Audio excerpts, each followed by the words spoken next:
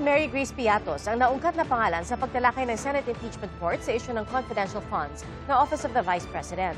Binusisi rin ang iba pang pangalan na sa acknowledgement receipts gaya ng isang tumanggap umano ng pondo na Piatos din ang apelyido. Saksi si Joseph Moro. Umupong testigo para sa Day 11 ng impeachment trial si Roderick Wamil.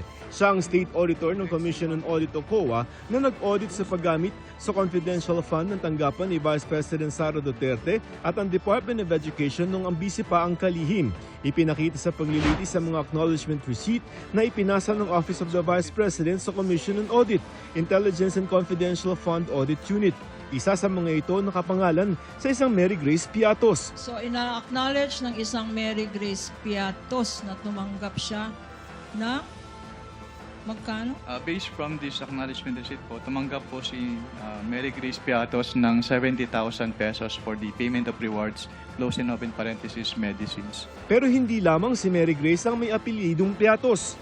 Meron ding isang Renan Piatos na tumanggap ng lampas 100,000 pesos dahil sa pagbibigay umano ng impormasyon. Pinirmahan niya ang acknowledgement receipt noong December 27, 2023 na hindi pinayagan ng COA dahil ang perang sinabing ginamit para doon ay para sa December 2022.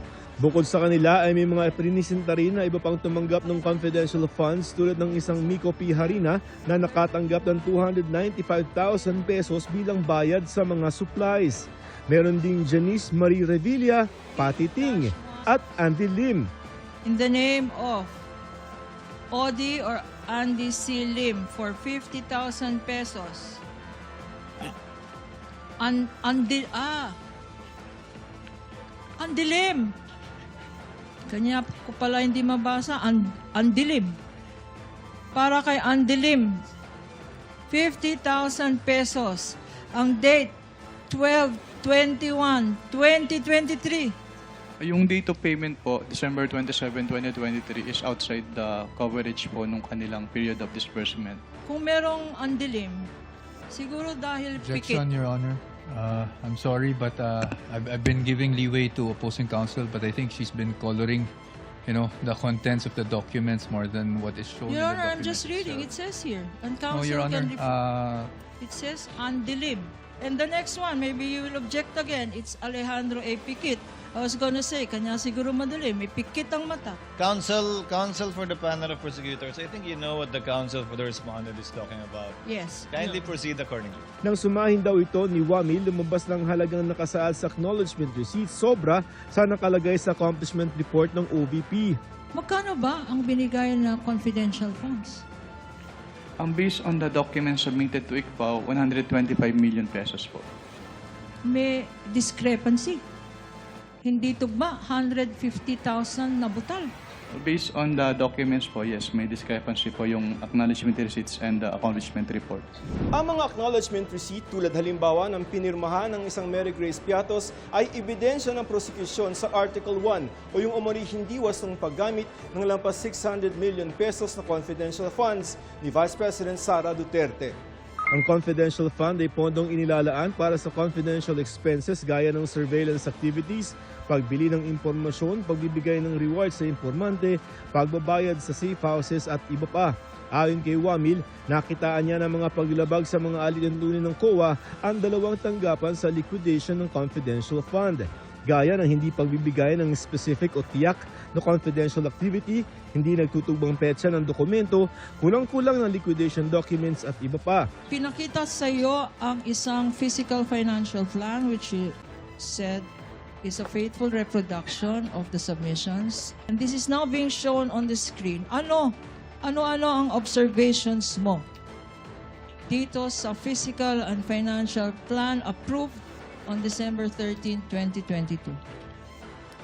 Hindi po siya compliant to the joint circular dahil yung first column, which is the programs, activities and projects, hindi po in-indicate nung OBP yung kanilang specific confidential activities na kanilang paggagamitan ng confidential fund as required under item 4.2 of the joint circular. Isa rin sa binanggit niya ang 125 million pesos ng Office of the Vice President para sa huling quarter ng 2022 na ginastos sa loob ng 11 araw.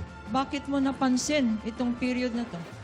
Napansin ko lang naman po yun kasi yung kanilang cash advance based on the fiscal and financial plan po supposedly is for the whole fourth quarter of 2022.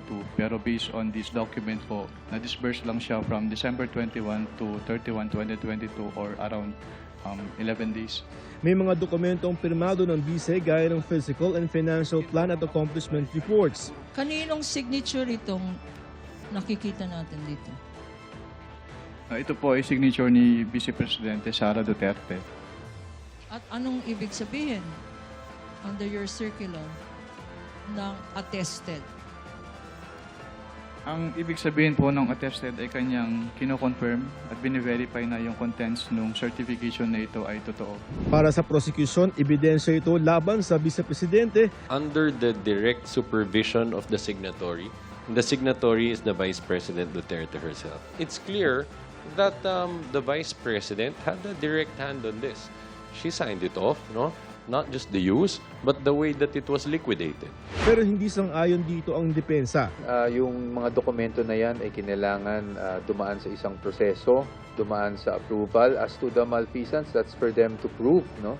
At sa atin, that's for us to also disprove, diba? So we will find out in the coming days. But again, as the COA representative said earlier, their audit is limited to just compliance with the joint circular. Nothing further than that. Matapos makita ang mga paglabag, nagsumite raw ang OVP ng Revised Accomplishment Report. Pero may nakita pa rin ilang gastos na hindi pinahihintulutan. Based on this document po, some of the line items as presented po na confidential expenses ay hindi among the allowable expenses under item 4.8 of the joint circular. Yung provision of medical and food aid for 40 million pesos at yung payment of incentives or traveling relative to confidential operations na 10 million pesos. Nakita rin ng COA na ginamit ang confidential fund pambili ng lamesa, upuan, computer, pero wala raw resibo kundi acknowledgement receipt lamang. May napansin din siya sa petsa ng ilan sa mga ito. Napansin ko na some of the payments were dated December 2023, which is beyond the scope po nung covered ng kanilang cash advances. And yun nga po, katulad nung nasabi ko kanina, may mga payment of rewards po sila. Either in cash, in medicines, and in various goods. Pero wala na po silang sinamit na any document na support or evidence, document evidencing the success of the information gathering activity on account of the information given by the informer.